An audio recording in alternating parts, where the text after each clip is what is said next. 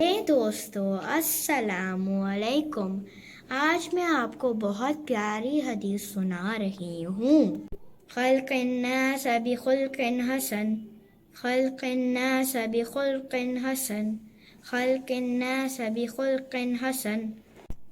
لوگوں کے ساتھ اچھے طریقے سے پیش آؤ، لوگوں کے ساتھ اچھے طریقے سے پیش آؤ، لوگوں کے ساتھ اچھے طریقے سے پیش آؤ۔ Treat people with good behavior. Treat people with good behavior.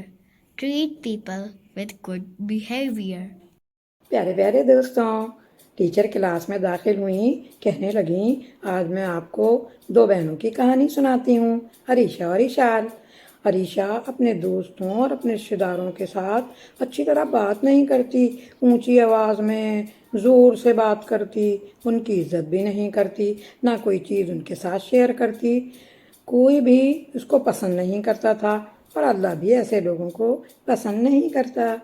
اشار بہت پیار سے آہستہ آواز میں نرمی سے بات کرتی، اس کے دوست، اس کے رشتہ دار اس سے خوش تھے، اور اللہ بھی اس سے خوش تھا، اور اس کو بہت سے گفٹ بھی ملتے تھے۔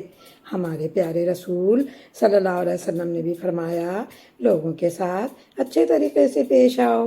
ہم تو اپنے پیارے رسول کی بات مانتے ہیں، آپ سب بھی اپنے پیارے رسول کی بات مانتے ہیں نا، اس لیے سب آپ سے پیار کرتے ہیں۔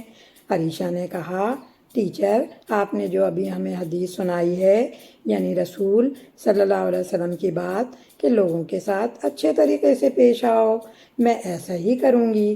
میں چاہتی ہوں اللہ مجھ سے ہمیشہ خوش رہیں اور مجھے گفٹ دیتے رہیں۔